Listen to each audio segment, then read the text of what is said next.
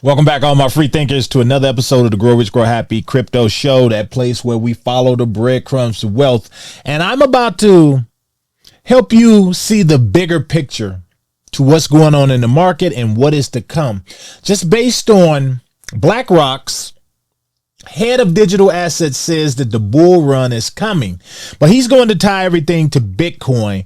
And I'm going to show you why everything that he's saying has an element of truth to it, but he's missing a small piece to this puzzle. But before we do that, guys, smash that like button, give me a sub, hit that bell notification so that you don't miss any of these videos. Hype this video, guys, and take heed. Follow these breadcrumbs. Take these breadcrumbs, make what you want of it.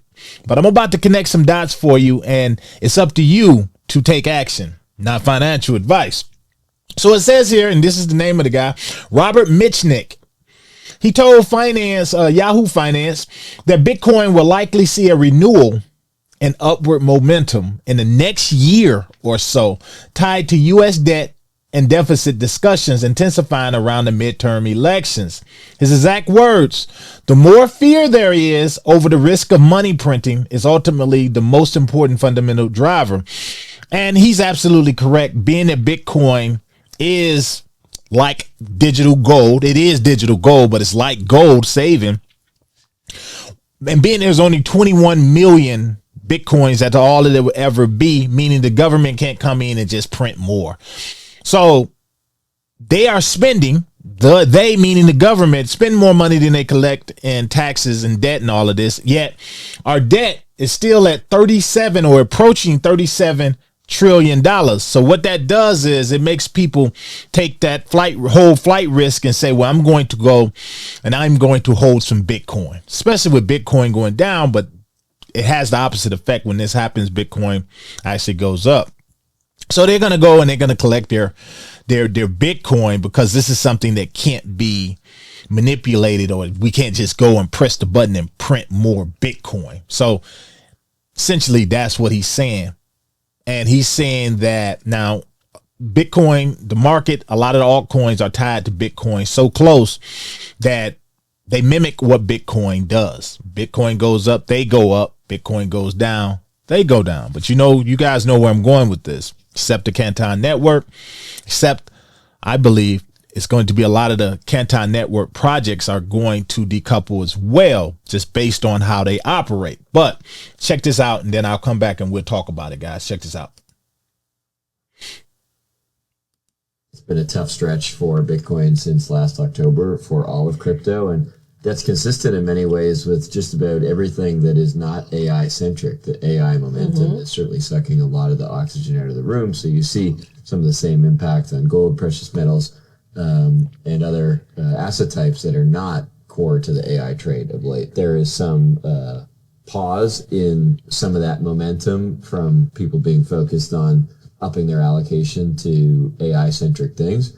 And we'll see how this evolves. I think certainly if we start to see U.S. debt levels and the deficit situation come back into focus, fairly likely to happen around the midterms, some of the existential discussions that are going to happen. I think that we'll start to see probably a renewal in that momentum. It's very much the most important driver that we're going to see in the next year or so, alongside what's going to happen with. Okay. So what he is saying, essentially, it is correct. And when you look at what's going on with the debt, and the 37 trillion, us approaching that, and you see the prices are just going through the roof with groceries, gas, oh my goodness, all of this. So you can understand why a lot of people are going to look at this Bitcoin that they're making of this, guys. We're down in the 50s now. $59,000 will get you a entire Bitcoin. I believe it's going to crash even more. But so you look at this and you say, okay, that's where people are going to head. So why should I even be buying crypto, right? And I'm going to go over here and show you even further. Currently at the making of this, look at crypto bubbles, guys. All you see is a sea of red. A sea of red. Could Moses even part this Red Sea? It's crazy, right? But the smart investors that subscribe to this channel, we see a sea of opportunity, but only in the right projects. Now, depending on what you're looking for out of crypto or what you're paying attention to in crypto, that all depends on what you consider the right projects. For us, it's a lot of these projects that we deal with are tied to finance. At least right now, they're the ones that are tied to finance and the rails. Make sure you check out last episode, guys, on Zebic Network and their super app, and how I explained in that how everything is lining up perfectly with Zebic, their super app, their enterprise dashboard, and their connection to the Canton network. So make sure you check that out, guys, because it all plays into this narrative. But I also talked about Canton. So you look here, you see all this sea of red, right? I see opportunity. Now you go over here and remember, everything's falling right now because of look at Bitcoin. But if you come down here, let me refresh this. Come down here, we'll look at the Canton network. Even they are falling, but you remember what I said, my thesis. They're 14 cents. They're 14 cents, guys, but I'm still in the green. Like I told you guys, they're down 2.3% today, right now. But if you look down here, their all-time high was 19 cents. Their all-time low was 5 cents. I don't see this happening. 5 cents, just based on their narrative, based what's coming up in July. That's about having the right plays. I don't believe that Canton network, and again, I could be wrong. I'm sitting here and tell you I could be wrong, but I've been in Canton now for several months. I haven't seen 13 cents. If I did, I would have jumped in. I would love to be wrong and see 13 cents pop up. I would buy some more, but I don't see that happening based on how these guys operate. But you look here and you can't help but see red, because of Bitcoin slipping like it is. So a lot of our favorite cryptos, of course, are going to follow suit. But does that change anything? Let me ask you that. Does that change anything with this future narrative and everything that's happening right now in the global financial system and how everything is lining up? All of these banks and everybody, Wall Street, and all of them are coming online. Now, the reason I said that Mitchnick is incorrect on some of this is because, remember, videos back, I've told you guys that regardless what happens with Bitcoin, regardless what happens a lot with the economy or anything like that, Canton network is not based on that.